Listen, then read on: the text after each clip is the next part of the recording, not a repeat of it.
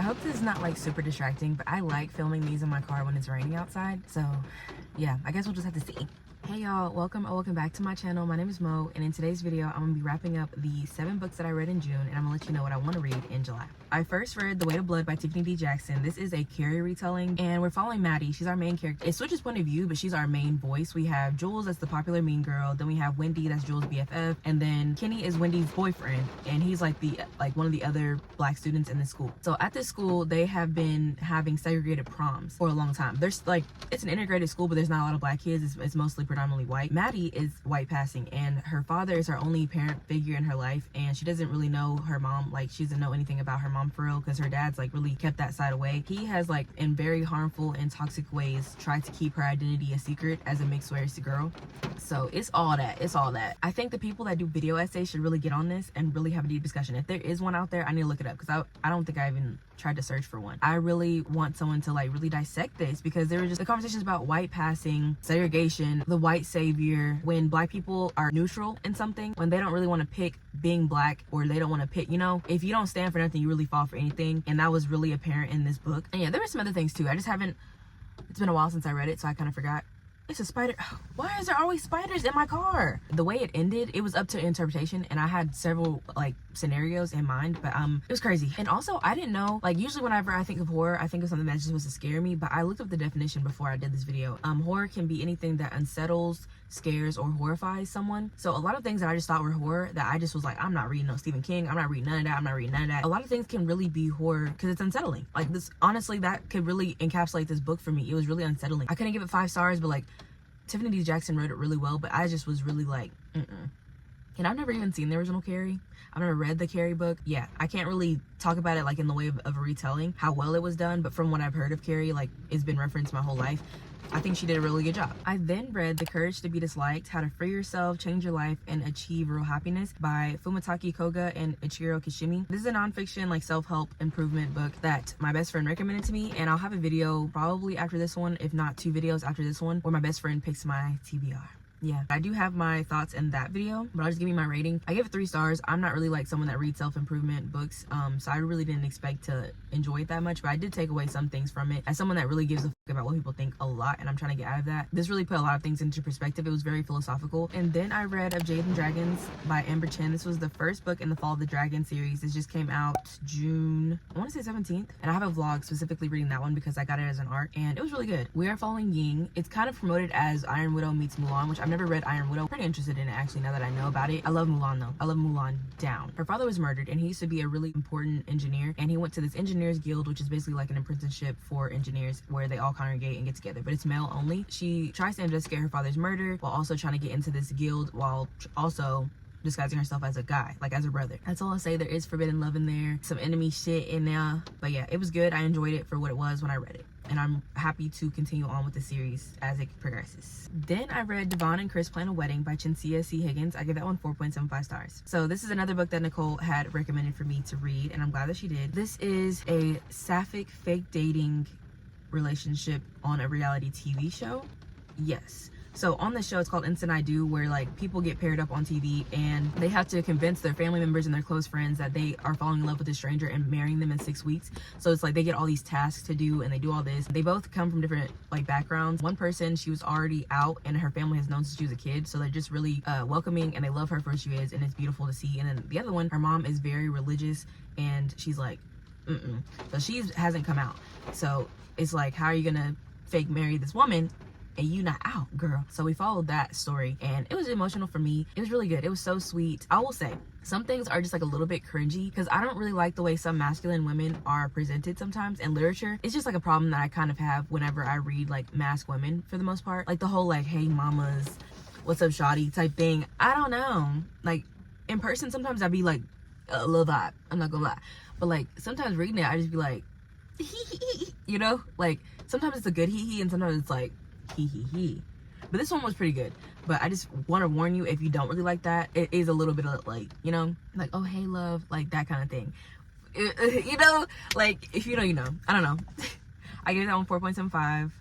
Yeah, Chinsia, You have made a fan of me. Then I read Will You Be Ours by Charlie Harper. I didn't rate this one. This is erotica. It was something short and sweet. I actually heard about this from Keyona at Chocolate Covered Pages. She had just talked about this in some video. I will link the video in the description. I can't remember what it was actually called, but she was talking about it and I was like, yes. But it's basically this couple that want to add a third relationship, and it's kind of just following them doing that. And it's spicy. It was good. It was good. I hate to compare a black woman to a dog or an animal, but I was in heat. I was feral. I don't know, this like little moment of like reading, especially after Devon and Kris, I forgot to tell y'all that there was spice in there, and it was good because the person that you thought was like, oh, sweet and innocent, and she not really like, you know, she not really that confident, she was putting it down. She was putting it down. Okay.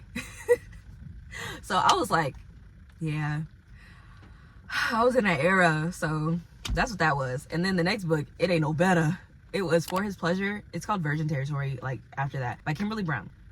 I did not rate this one. Super erotic. It was very fast paced. This couple, they've been together for like maybe 2 years, and the girl is always like, I'm trying to see. And he's just like always putting her off, and she's like, are you not attracted to me? Like, what's like, I'm really attracted to you. Like, I'm ready to get it on and popping. Like, she has a high sex drive. And he's like, no, it's not like that. And then finally he tells her like, I'm a virgin, and she's like, that ain't no problem.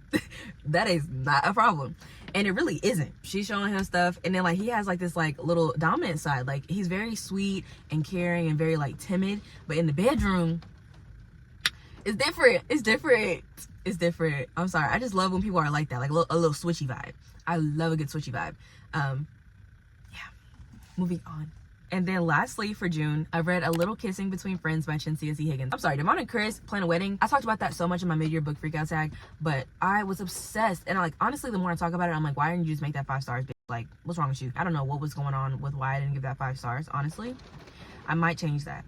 I just might. But I had to read another Cynthia C. Higgins book. Nicole also recommended this one, but I didn't read that for that video. So we are following Send the Star. This is a music producer, and we're following Juicy Julissa Jones. She is an exotic dancer. They are friends, and it just never really like gave, you know, sexual. Like, it never really gave that. And I guess one day they had a little moment, and the script got flipped. And yeah, this one wasn't that short, but like it was like under 300 pages, which is something I've been looking for a while in a romance book. All tea, all shade. It was just so sweet too. I don't know how to explain this one. I don't know. Like, I just got the feelings for this. I really like this. I love reading friends to lovers. They can read each other well. They like are in each other's head a little bit. Like, oh, I know you probably feel like this, but this is this and all this. I love it. I love it. And at first it would seem like they were trying to like get in the way of each other, but then like they were like, let me not. That's all I got for that one. That's all that I read in June. It was a weird reading month for me because I was really pushing myself. Oh, let me tell you what I DNF'd. Yeah, I forgot about that. I never tell y'all what I DNF because honestly I don't DNF things a lot. I've DNF'd 3 books. So I tried to read Everything I Know About Love. It was a memoir by Dolly Alderton. I got to 55% of that book. It's weird to say that I don't really like reading memoirs by people that I don't know, because I recently read one and I loved it. It was just like no real attachment for me. I didn't really care, and like the advice that was in there was just like, is this really advice? Like, it was like she was telling her experiences and stuff like that, and I never really got to like the real meat of it. I feel like even 50% in, if that is, then I wasn't really like, this sounds so shitty. Like, this is someone's life story. Like, this is a piece of their story. So I don't want to talk about it anymore. I didn't finish it. Then I tried to read Drowning in Him by Viola Masters. This is the Montrose Ball #2. I read the other one back in October, I think, or November last year, and I really enjoyed it. It was like a monster romance. It was spicy. I don't know. I was in the mood for it then, and I tried to read it this time, and like the way they were talking about stuff, it just wasn't giving. I don't even know how far I got into this, but I couldn't read it. I won't continue with the series. And then last, I tried to read the 7-10 Split. So this one, I actually was enjoying this. I forgot how far I got into this. I know I got to like at least chapter 3. This one, it's sapphic, and the cover I think is so cute. So I guess they're both teachers, and they used to have a past. They were friends or something, and maybe they dated, I don't know, but they have a past, and one of them wants to have a bowling team, but like her administration doesn't really want to like give money to it, but they want to give money to sports, which is like the case for a lot of schools. I guess they team up or something like that. I don't know. It was good, but I know, first of all, I stopped reading it really because my hold on Libby expired, because I was trying to read everything else and I couldn't. As I was reading it, I was like, I don't know. I like it, but I don't think that I would have gave it more than 3 or 3.5, and I really didn't want to do that. So I probably will not revisit this one, unfortunately. Now for what I want to read in July. First, I have When I Think of You by Maya Ariel. I've heard nothing but good things about this. This is a sweet contemporary romance about two people that I guess they used to be together. So this is a second chance, and sometimes I don't know if I'm going to really like a second chance, because the reason why they broke up in the first place, it needs to make sense why they would want to get back together, because I feel like certain things just can't be excused. I'm sorry. I think he is a producer of a movie and then she wants to be a producer. It might be forbidden because I think she's like his receptionist or like assistant or something like that. It seems interesting, something up my alley, and I would like to get to it, if not in July, at some point this year. I've been seeing this circulating on TikTok for a while. This is Product of the Street. There's 3. I don't know if this is the finished trilogy, but people have been talking about this for a while. This is by E. Bowser. Let me read the synopsis because I actually don't really know what this is about. I just know that people say it's really good. Sorry, I'm influenced. I'm easily influenced. I'm sorry. It seems like our main character, Tali, she doesn't want to stay in Union City. She wants to make her way out. So she was like, I'm gonna go to college and try not to become a product of the street. Then there's Linux. Oh, there's so many things going on with this. I don't know. I think this is something I should just read, just get into it. I don't think I should really know the summary because I don't know. One night wasn't enough, but life had other plans. Okay. Yeah. It's intended for adults, explicit language, graphics, violence, and strong sexual content. Okay, that's up my alley for an urban fiction. I think I just want to read this without really knowing a lot. Like, it's product of the street. She don't want to be a product of the street. Like, I just feel like she gonna get right back in because she gonna deal with this dude. Also, let me know if there's any sapphic urban fiction books that y'all know about. I don't think I ever really see that. I just usually see like a regular heterosexual romance. If there's any like a little bit of like diversity in the relationship kind or like identities or whatever, I would like to read that. So let me know if you have any. And then lastly, that I really want to get to, because there's video ideas that I have, so I'm not gonna spoil that. Like, if I get to it, I get to it, so I don't want to like put that out there. But I have some other books that I want to read, but y'all not gonna know. But the last one I'm gonna tell y'all about is The Good Ones Are Taken by Taj McCoy. So this one, all I know about this one, I love the cover, by the way, it's down. She has a best friend, it's a guy, and maybe he already has feelings for her, but he never said that. So then she's trying to date and he's like helping her or whatever, and then she has like this one guy that she's really having a connection with, and then her best friend just shows up and like either she has feelings for him or like he confesses or something like that. So she's like, damn, which one? And I feel like the one guy that she has a connection with, I feel like he's gonna be married because the good ones are taken. And I just love, I don't know, I love a good like dating app story thing, because I just read, where did I just read that had that in there? Because Yinka, Where's Your Husband? I like that one. Where did I just read though that was like dating? Herbie Girl Summer. Oh, y'all gonna hear about that in July. I mean, y'all gonna hear about that in August. Yeah, I just like seeing what the dating world, the dating girlies are getting up to, really. I love that tea. And also I like when people have to choose. It gets me a little anxious, a little pitter patter, to see who she's really gonna choose. So that's that book. And yeah, that's the end of the video. Thank y'all so much for watching. Please let me know what y'all favorite book was of June that you read and what you want to read in July. It's already the first week of July, so yeah, please let me know. If not, you guys can leave this emoji. I always forget to do this, but I love when people say to comment emoji because I don't always have nothing to say. So put that emoji up. I don't know what it is right now, but it's gonna be on the screen. I'm gonna decide it. So yeah, do y'all thing. Bye.